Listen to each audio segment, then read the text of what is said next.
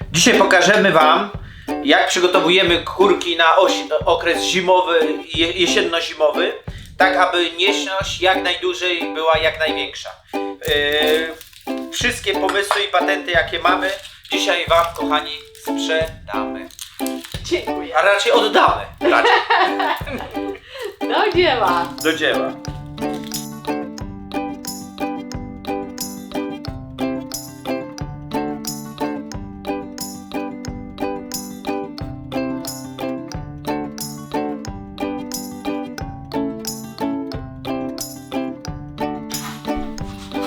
O, Marcin obiad gotuje dzisiaj. Pierwszy raz od niepamiętnych czasów. Kochanie, co dzisiaj będzie na obiad? Nie gotuję obiadu, kochanie, od niepamiętnych czasów, ponieważ gdzieś na obiad nie będziemy jedli nic. To nasze kurki będą jadły. Aha, no tak, bo ty jesteś na diecie. To znaczy ty nie będziesz jadł. Ja Znaczy, coś zjem. Ja będę lizał razem z kurkami słoninkę. Dzień dobry, witamy was serdecznie. Wcale nie. Wcale nie. Oberwało mi się dzisiaj tyle razy, że już po prostu nie wiem, co mam powiedzieć. Ja się witam bardziej serdecznie niż Klaudia, przede wszystkim chciałbym powiedzieć, dlatego, ponieważ od dzisiaj cały dzień się przytykamy, ja będę cały czas stał w opozycji, tak jak nasza opozycja stoi w opozycji do opozycji. Robimy dzisiaj będziemy rozmawiać, jak zachować nieśność już na taką późną jesień, kiedy pogoda się robi dosyć zimna i kurki potrzebują więcej energii, dobrej paszy, no i generalnie wielu innych czynników, żeby zachować tą nieśność jak na najwyższym poziomie, oczywiście jak na zimę przystało. Nie utrzymamy takiego samego poziomu nieśności jak na wiosnę czy lato, ponieważ ciężko temperaturę po prostu uzyskać. My wszyscy hodujemy, mali gospodarze, kurki na zewnątrz, także nasze kurki nigdy nie będą. W tym momencie mamy cały czas nieśność na poziomie 60%, mimo że już od kilku dni temperatury w nocy są ujemne. Także delikatnie wydaje nam się, że robimy dobrze. To nie jest to, wiecie, poradnik, tak musi być, natomiast Mówimy tak jak my to tak jak my to mamy, prowadzimy. tak jak u nas na farmie to działa. Także Oczywiście zdajemy sobie sprawę, że każdy ma inne warunki. Tak, inne warunki i to jest późna jesień. No to jest dopiero początki takiego okresu chłodniejszego. Tak, więc może nam momentalnie, słuchajcie, dokładnie po tym filmie nam spaść nieśność. Natomiast mówiliśmy Wam i to jeszcze przy paszy. Pamiętacie, jak robiliśmy tam miesiąc temu, jaką paszę kręcimy? W zakładce gdzieś tam będzie ten film i może na końcu go po oglądnięciu filmu będziecie widzieli. Wtedy mieliśmy nieśność na poziomie 60% i teraz taką mamy dokładnie identyczną. To się waha. Czasami mamy około 48 jajeczek, czasami mamy 52, 53, ale mniej więcej 50 jajeczek w dłuższym terminie. Także nieśność się fajnie utrzymuje. To, co teraz robimy, jest dla Was wskazówką, a jednocześnie no też chcemy te nasze kurki wzmocnić. Wczoraj od znajomych dostaliśmy prezent, dostaliśmy dynię. Daliśmy to kurkom, daliśmy kuskom. Wiecie, zawsze to jest antyrobakowo, jakieś tam są witaminki. Także pasza to nie wszystko. Nie chowaj się, nie chowaj.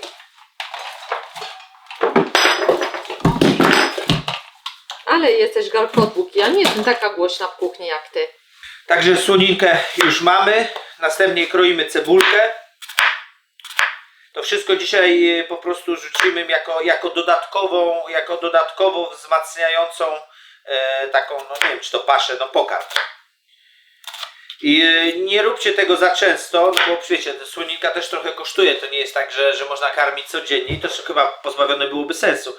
Wydaje nam się, że jak widzicie, że coś słabnie Wam statko, albo chcecie je wzmocnić, albo po prostu raz na miesiąc prewencyjnie troszeczkę dać im do zrobienia, do zjedzenia słoninki, powinno zrobić cuda. Tłuszcze generalnie robią cuda dla kurek. Tak wyczytaliśmy.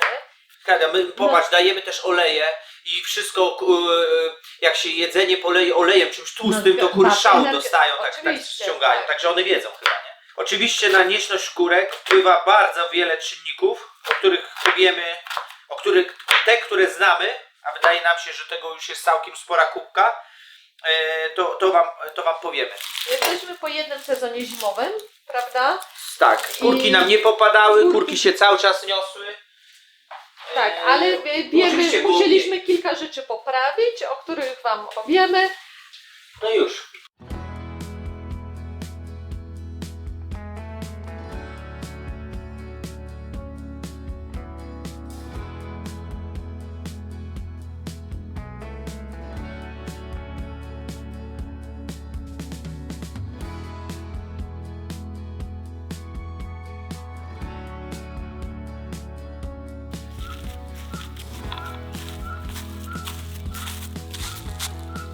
Dla mnie? Prezent? No. Tak. Tak jak lubisz tłuszczyk, cebulka i skorupka. Chodź do dziewczyn. Kochanie, wszystkim sprawiedliwie dawaj. Proszę, to dla ciebie, kochanie. Żeby było sprawiedliwie. Dziękuję bardzo.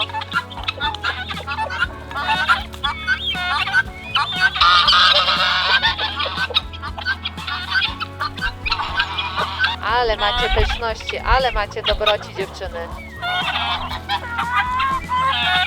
Może jeszcze gąski coś znajdą dla siebie?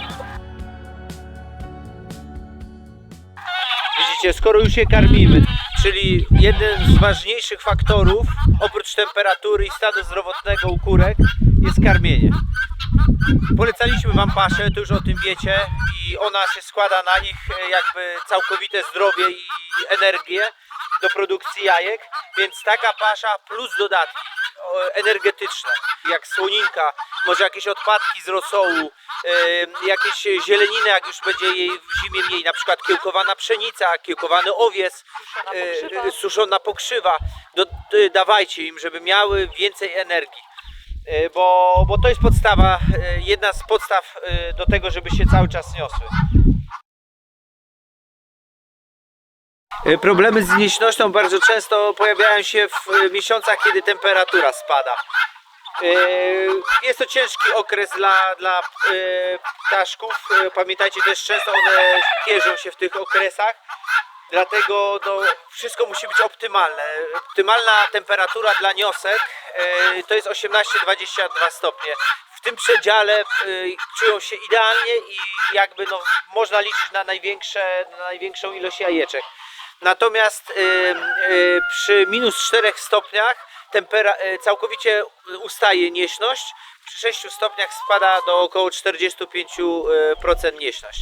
Także jak dzisiaj mieliśmy 8 stopni na minusie, powiedzmy, że miałyby tyle w kurniku, oczywiście miały cieplej, nieśność by ustała. I klienci zostaliby bez jajek. I klienci, i my byśmy zostali bez jajek, bo my jesteśmy największymi pożeraczami tego skarbu. Kurniczki, jak macie ocieplane, to jest naprawdę super sprawa. Na pewno wam przedłuży to okres nieśności. Widzicie, nasz kurniczek, film, który oglądaliście w piątek, było akurat sprzątane w ten sam dzień. Także zobaczcie, jak już jest brudno, macie niedzielę. To jest wszystko kwestia 2 dni. Także widzicie, jak często trzeba dokładać ściółkę. Dobrze, słuchajcie, temperatura. Każdy ma kurnik, jaki ma. Bardzo często są to nieocieplane kurniki, bo ocieplony kurnik to jest całkiem inne, są rzędy wielkości. Finansowe. Sposoby na to, aby było ciepłej. Jak macie nadmiar prądu, tak jak my mamy, zawsze jakiś kaloryferek, żeby chociaż te 5 stopni tutaj, wiecie, on podgrzał. Dodatkowo takiego plejta kupiliśmy. Plejta, takie urządzenie, które grzeje od dołu bardzo mocno. Te małe kurki, w szczególności to jest dla nich. One sobie w nocy tam wchodzą, się dogrzewają i siedzą na tym. Także tutaj jest całkiem normalna temperatura. Jak rano weszliśmy, para ZUS się nie unosiła, mimo że na dworze było naprawdę zimno. Bardzo ważna rzecz to jest gruba ściółka. Ściółka tego typu powinna mieć co najmniej 15-20 cm grubości. My mamy troszeczkę mniej, robiliśmy porządki troszeczkę za późno, powinniśmy już ją zostawić i budować do góry. Prawdopodobnie do końca zimy dojdzie to do tej grzędy. ilość Myślisz, tej, że ale Myślisz, że tak wysoko dojdzie do myślę, że pierwszej tak, rzędy? myślę, że tak. No kradejsimy co 3-4 dni, dościelamy malutką warstwę słomy, to na pewno. No I teraz dobrze, i powiedz mi w tym momencie, kochanie, bo gdzieś się spotkałam z opiniami, że właśnie żyją same bakterie gnilne w środku, że to są jakieś pasożyty. Ktoś się wypowiadał właśnie bardzo negatywnie na temat głębokiej ściółki. prawdopodobnie tak jest, jeśli nie ma dostępu tlenu do nich w żaden sposób i nie jest odpowiednia ilość azotu, czyli kupy do słomy, którą dajecie. Powinno być, z tego co my się orientujemy, 1:3 ilość azotu do słomy, czyli na jedną porcję azotu powinno być 3 razy więcej porcji azotu, czyli to się jakoś wylicza, ale my nie za bardzo się orientujemy, jak dajemy to na oko, tak jak nam się wydaje, żeby nie było nieprzyjemnego zapachu w kurniku. I wczoraj dowiedzieliśmy się bardzo fajnej rzeczy od jednego z naszych widzów, jak spowodować, żeby ten kompost, który tutaj się produkuje w kurniku, był bardziej napowietrzony. Podpowiedział nam, żeby rzucić po prostu kilka ziaren owsa, czy kukurydzy, czy pszenicy, czy cokolwiek macie. On mówi akurat o owsie.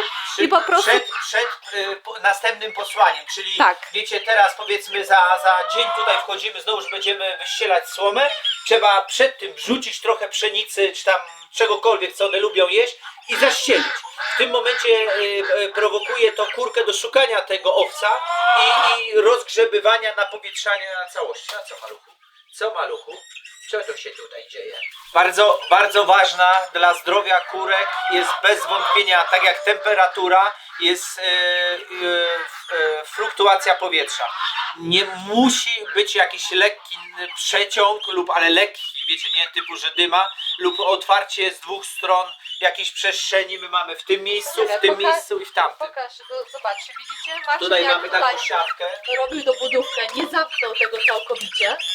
Właśnie tutaj jest jeden przelot. Tak, tam mamy drugi. Tam mamy drugie No i jeszcze nad okienko. drzwiami tutaj powinna być siatka. No i tak samo kurki mają cały dzień otwarty tutaj wybieg, więc powietrze non stop cyrkuluje.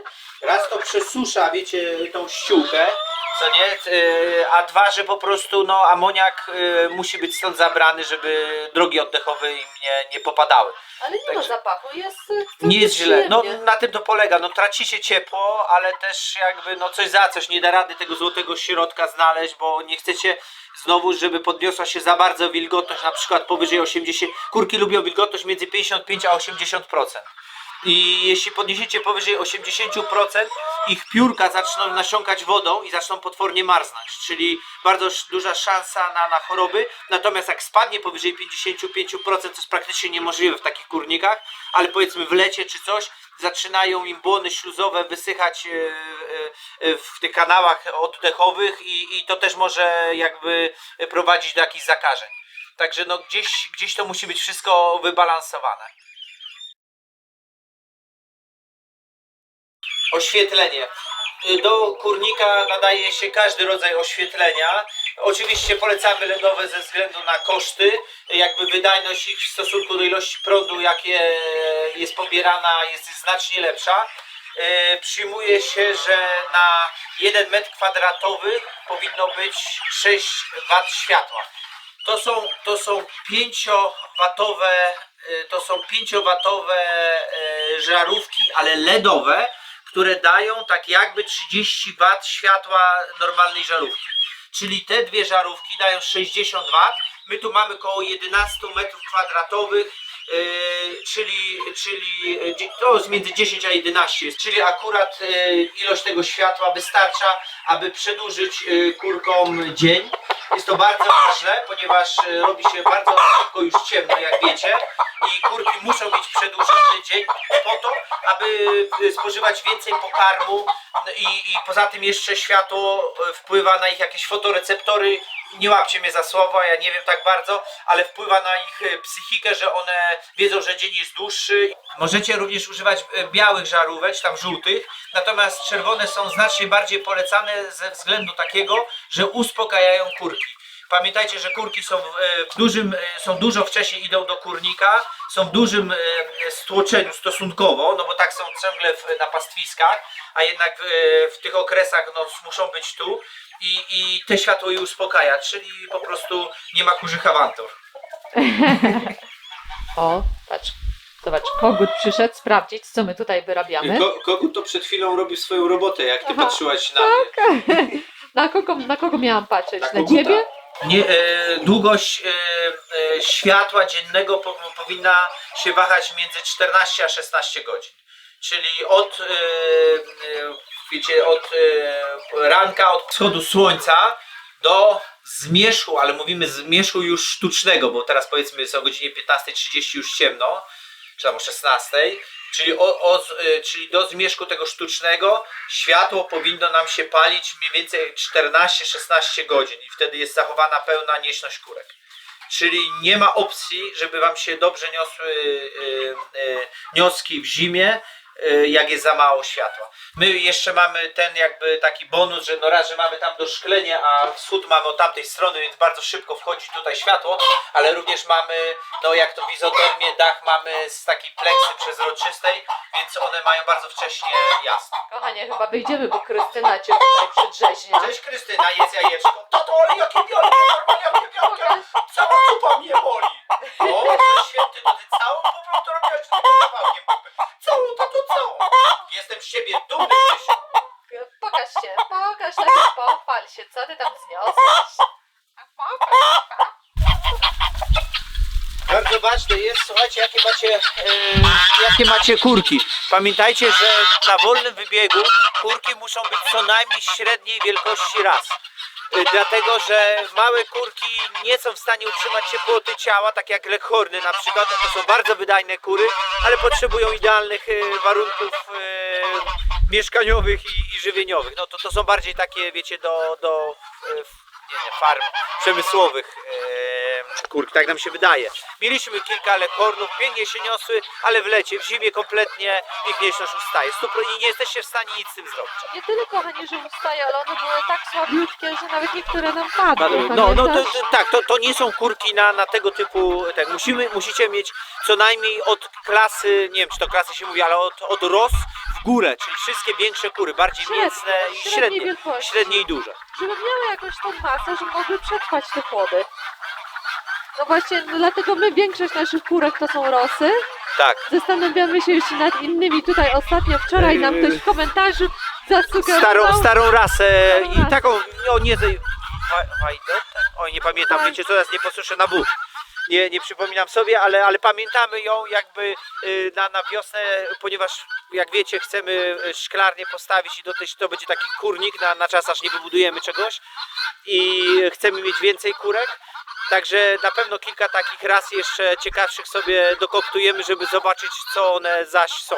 Jak to się hoduje, wiecie, czy może na przykład na naszych pastwiskach będą lepiej się niosły, czy może na przykład będą zdrowsze, czy mniejsza ilość paszy będzie szła. No takie rzeczy trzeba testować, bo każdy ma inne jakby rejony, inną temperaturę. No. Wydaje mi się, że tak rasa, ta Wajdotta, ona chyba jak sprawdzaliśmy wczoraj, to 210 jaj kurki na rok znoszą, tak, średnia jest to masa. też mięsna bardziej rasa, co nie, że tak, to jakiś tam rosołek. To jest też, fajne, że można później...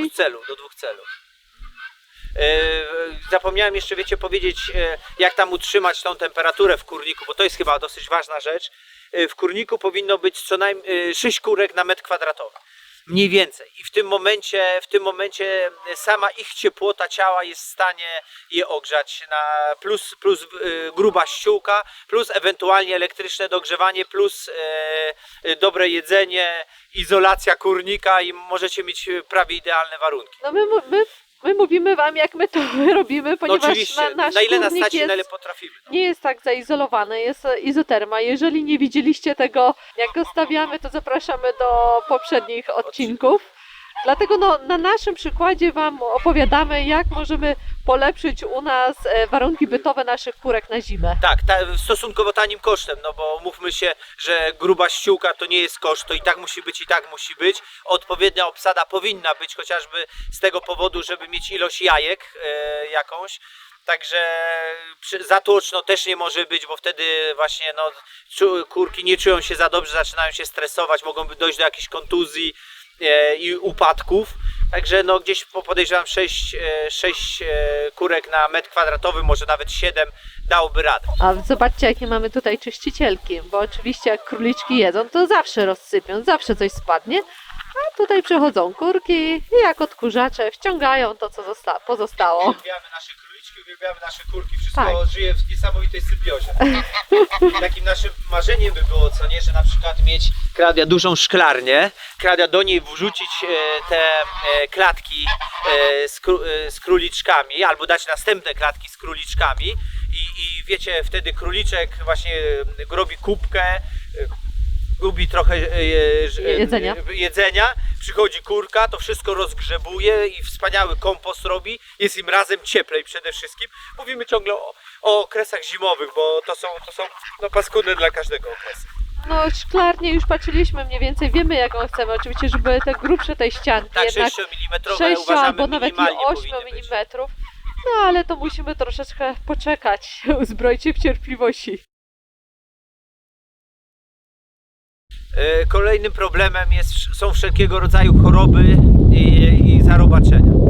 Czyli musicie zwracać uwagę, czy kurka jest w dobrej kondycji, czy kolor wokół oczu ma ładne wybarwienie czerwone, czy grzebień jest czerwony, czy jest taki siwy, albo wiecie, czy kurka przysypia, czy ma ogon spuszczony do dołu, czy na przykład podciąga tak szyję wysoko, jakby miała problemy z oddychaniem, czy lecą jej smarki z nosa, taki śluz i kicha czasami. To wszystko świadczy o różnych chorobach. My się tego też uczyliśmy. się tego uczyliśmy, też nam sąsiedzi podpowiadali, mówili, o to już jest smutna kurka, jej coś dolega, albo wątroba, albo właśnie tak jak Marcin wspominał, jakieś problemy z oddychaniem. 2 razy w roku powinniście odrobaczać, to jest nasze zdanie, my tak robimy. Dodatkowo od czasu do czasu dajemy dynie, mamy takie do odrobaczania składające się, to są z olejków eterycznych takie płyny, tam oregano jest i To różne się takie nazywa, kochanie, mieszanki. Wormstop. Wormstop, tak. I Tak. to też dodajemy, po prostu czasami się do okrzemkę dodaje do pokarmu, bo okrzemka tnie te robaki i w jakiś w delikatny sposób zmniejsza ich manifestację w żołądka, bo one są wszystkie zarobaczone i sobie z tym żyją, to nie ma się co jakby panikować. Taka już jest natura, jak są na wolnych wybiegach. Natomiast 2 razy w roku porządne odrobaczenie. Jaki jeszcze inny preparat stosujemy na ten Wormstop, bo zapomniałam. No, Wormstop i ten Flamabet. Flemabet. Flemabet, tak? Tak. I to obydwa są oczywiście bez żadnej karencji ani na mięso, ani na jajka. To jest bardzo ważne, bo po prostu są mało uciążliwe dla organizmu i mało chemiczne. Na przykład choroby płuc, czosnek, ale to już dodajemy go, prawda, do paszy, którą robimy, taki w płynie, ale można dodawać właśnie cebulkę krojoną, jak przed chwilą zrobiliśmy, to też układ immunologiczny podbija. Na przykład my dodajemy, jak wiecie, imbiru i kurkumy po 40 mg na takie 25 kg paszy. Natomiast w okresie zimowym, już takiej cięższej zimy, podbijamy to do 80 mg i imbiru, i kurkumy. To wszystko ma spowodować, że te kurki są zdrowsze. Pamiętasz, jeden z naszych widzów wspomniał tutaj, że dodaje jeszcze kapustę kiszoną. Tak. Ale tak, to bardzo chyba ciekawe, na robaki. Na robaki. I Wiecie, co to jest naprawdę ciekawe? Bardzo ciekawe. Wiemy, że kapusta przecież kiszona, raz, że to probiotyk, 2, że na pewno ma dużo witaminy C, co na pewno nie zaszkodzi. I wiemy, że to nawet dla ludzi się mówiło, że się jadło, co nie, bo ona Tak. się jakoś nie trawi, to wyciągać z was wszystko, przeczyszcza po prostu. Trzeba spróbować, Musimy warto spróbować. spróbować. Wydaje nam się, że to może być bardzo fajna porada. Jeżeli znacie jakieś jeszcze inne tutaj Metody na utrzymanie kur w szachu, w dobrym zdrowiu. robaków, tak, prosimy, podzielcie się z nami w komentarzach.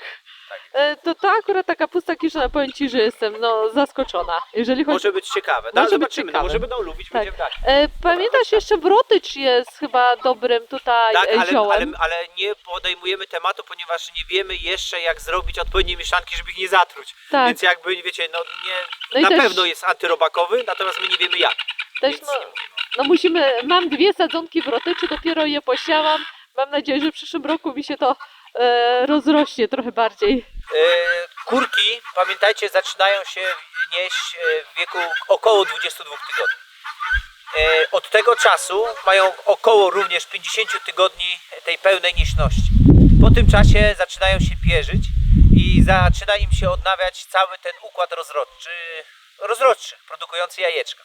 Także jak wejdą w ten okres, zapomnijcie o jajeczkach, musicie dać im około 6 tygodni na odnowienie pokrywy, to często właśnie dzieje się na jesień, na odnowienie piórek i musicie im dać czas na odnowienie tego całego układu rozrodczego. Także od urodzenia, po 70 tygodniach nie dziwcie się, że nieśność Wam mocno spada. Również kurki, które mają powyżej 2 lat, tak jak my tutaj mamy niektóre takie starsze kurki, na przykład ta, widzicie, ona już troszeczkę jest łysawa, to jest akurat młoda kurka, ale ta czarna, tutaj przede mną... Tutaj ta brązowa, kochanie, przede mną, bo nie jest zaobrączkowana. Tak, to są starsze kurki, one już są 2-letnie. Takie kurki my będziemy powolutku usuwać ze stada, ponieważ ich nieśność jest bardzo niepewna. One znoszą owszem jajka i mogą znosić przez, podejrzewam, następne kilka lat, natomiast ekonomicznie nie jest to uzasadnione trzymanie takich kurek. No, znacznie więcej pobierają pokarmu niż to jest warte, a zajmują miejsce, co nie? Także niestety 2 lata jest takim optymalnym okresem dla kurki nieśności. Pierzenie występuje i na jesień, na wiosnę. Słuchajcie, no to zależy, kiedy się kurka urodziła. No 70 tygodni możecie liczyć, że wejdzie w ten okres pełnego pierzenia. Zaobserwowaliśmy również, że kurki, które są najbardziej łysawe koło skrzydełek i najbardziej takie wydziubane na głowach, są najlepszymi nioskami. Tak jakby koguty wiedziały, że to jest dobra nioska, dobra matka i jakby najczęściej je na nie siadały.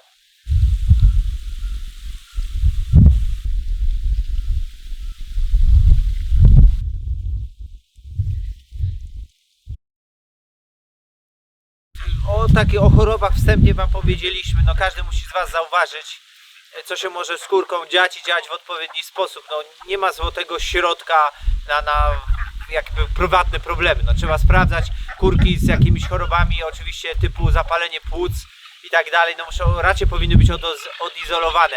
Przyznamy się, my nie odizolujemy, po prostu działamy na wszystkie, staramy się wzmocnić je wszystkie. Te, co są chore, na ogół wydobrzeją. Nie mamy dużo upadków, ale upadki się zdarzają. Także to taka rzecz. Następnym z problemów, który mocno osłabia kurki i są dosyć poważne, są te piórojady. Widzieliście te nasze nieszczęsne gniazda. One są teraz już porozwalane przeze mnie, bo ja znalazłem masę gniazd, po prostu zacząłem, wiecie, szpachelką szukać w tych szparkach, co się dzieje, i to mnie olśniło, jaki ten produkt jest niedoskonały. Dlatego pamiętajcie, żeby też sprawdzać w zakamarkach, czy nie ma piórojadów, czy one się za bardzo nie drapią, czy na przykład czasami złapać kurkę pod skrzydełkami, sprawdzić, są takie czerwone, małe, pajączkowate stworzonka. Ale myślę, że najlepszym objawem jest to, że po prostu kura nie chce wchodzić do gniazda i szuka sobie wszędzie jakiegoś nowego i nie znosi tam jajek. Dokładnie. Jest to bardzo, bardzo dobry indykator. Na przykład jak u nas niektóre kurki zeszły, to dzieje się już od tego czasu, co zaczęły być gryzione. Fakt, że ja to wszystko, myśmy to już tam dobrze przetrzebili, ale jakby w głowie kurki, po co mi próbować, zostanę na dole, bo tam nie gryzie. My, żeby też to było uczciwie powiedziane, z ptaszyńcem, jak kapnęliśmy się, co się dzieje, ostro postąpiliśmy. Zrobimy o tym oddzielny film, bo mamy kilka metod, włącznie z chemicznymi. To jest jedyna chemia, jaką używamy. No ale wiecie, kura jej nie je, kura na nią się nie pryska, ale na przykład gniazda w tych miejscach, w tych wszystkich szparkach są z środkiem chemicznym spryskane. Powiemy, jaki to jest środek. No, powiem Wam, że trochę powalczyliśmy, ale w dość szybkim czasie zredukowaliśmy bardzo znacząco liczbę ptaszyńca. Także chyba te wszystkie metody, które mamy, a jest ich kilka, jakby działają. Oczywiście najbardziej popularną są kąpiele w okrzemce, posypywanie kurnika okrzemką, ale o tym powiemy już w innym odcinku, jakby uszczegółowimy. Słuchajcie, mówię szybko, jest potwornie zimno, Klaudia ma sine ręce, ja się cały tak naprawdę trzęsę wewnętrznie, mam tyle warstw, że może nie widać. Myślimy, że jest około minus 4-5 stopni może. Nie, chyba tak. Bo wiecie, wszystko, ziemia twarda jak kamień, No tak powinna być, ale Dobrze. jest naprawdę kiepsko. Kochanie, Słońce świeci, to bomba, ale... dla przypomnienia, w skrócie, jeszcze jakbyś mógł podsumować Dobrze. wszystkie te problemy. Dobrze, to... Numer 1. Numer 1. Wiek kur. Numer 2. Zdrowie kur. Numer 3. Temperatura w kurniku. Numer 4, tak? Tak, jesteśmy na 4. Numer Dobrze. 4. Karma i pasza i dodatki paszowe. I numer 5. 5. Doświetlenie kurnika. Czyli światło, oświetlenie kurnika. Tak, bo zdrowotność już wymieniałeś, tak? Zdrowotność wymieniałem, chyba. No chyba tak, jeżeli nie, to mówiła o zdrowotności. Ale to słuchaj, Nie, no tak, generalna zdrowotność to jest oczywiste. tak, no to co u siebie zaobserwowaliśmy, to wam powiedzieliśmy i się podzieliliśmy z wami. Polecamy poszukać dużo wiadomości. Jak zwykle czerpiemy od Was z kur intensywnie ekologicznych, od Pani Maskiej. Generalnie informacje są dostępne, bardzo szczegółowe. Jeśli coś tam nie dopowiedzieliśmy, pytajcie. Jeśli wiemy, odpowiemy, że wiemy, albo jak najlepiej wiemy, odpowiemy. Natomiast A jeśli jeżeli czegoś wy nie będziemy coś pewni, więcej powiemy też wiecie, wam o tym. to nam podpowiedzcie. Oczywiście, jak mówię, my jesteśmy hodowcami od roku czasu, czy już może od 1,5. Powiem Wam tak, że wiem, że jesteśmy młodzi i jakby stażem, natomiast jesteśmy zadowoleni z efektów, z tego co jakby nam opowiadają ludzie, że mają problemy z licznością, że to, że tamto, że dużo lisy upolowują. No my jakoś fuksem się wystrzegamy tego wszystkiego. Może to jest, wiecie, początkującego głupka szczęście, może, my się nie upieramy, natomiast mamy to szczęście w takim razie, więc albo coś dobrze robimy, albo mamy szczęście.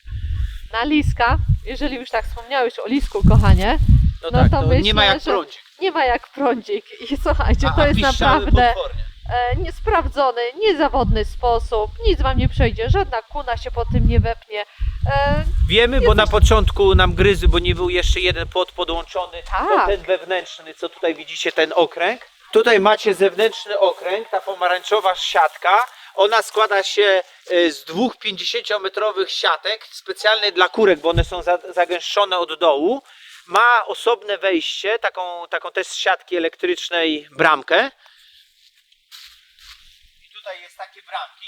Te bramki mamy wszędzie, czyli każde poletko ma osobne wejście i zamknięcie, że możemy je odseparować i kurki no czasami przelatują, ale jakby wiecie, już nie robią takiego spustoszenia całym stadem i poletko wtedy się trochę odnawia.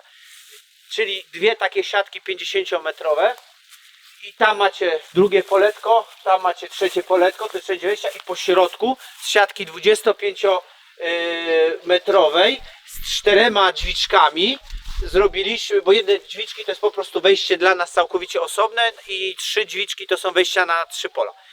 Zrobiliśmy taki okrąg i ten okrąg był na początku jeszcze nie podłączony, to w pierwszych dniu wyobraźcie sobie te lisy, czy co to było, rozrywały z nierdzewki te kabelki, które tu są, były tak wściekłe i tak się chciały dorwać do kurek. I jak włączyliśmy prąd, jak się tylko zorientowaliśmy, jak już podłączyliśmy wszystko, na następną noc, no takie piski, co tu się wyprawiały, no i od tego momentu właściwie już nic, albo śpimy bardzo dobrze, nie słyszymy. Też prawda jest taka, że psy mamy już dorosłe i wiecie, te psy są niesamowicie obrończe i jakby Fajne. tu nawet już jaszczębie sobie podarowały. No na razie odpukać, nawet one już nie mają ochoty na polowania. Nawet sąsiedzi się dziwią i się nas pytają, czy nie mamy żadnych upadków, z tego względu, że jesteśmy na pierwszej linii od Od pól lasków i od wiecie, no, lasów i dajemy sobie stąd jakoś wszystko idzie. Radę. Tak. Także to prąd bez dwóch zdań działa. Pewno tutaj nam też właśnie Piotr podpowiedział, nasz sąsiad, że nie otwierajcie nigdy kurnika o brzasku, że Tak. otwórzcie godzinkę później i my mamy takie ustawienie właśnie w tych elektrycznych drzwiczkach, że 60 minut później się otwierają, bo podobno właśnie o brzasku również jastrzębie zaczynają polować i to jest jakby taki, wiecie, no moment kulminacji. Tak, Piotr, super wskazówka. Tak, super wskazówka, bo tak, od tego czasu również właśnie jaszczębie jakby przestały nam dokuczać. No. To zakładamy, że to działa. Bo i tak jastrząb jednak nam chyba 3 kurki Tak, przed tą Przed tym. wskazówką 3 kurki nam jaszcząb upolował. upolował.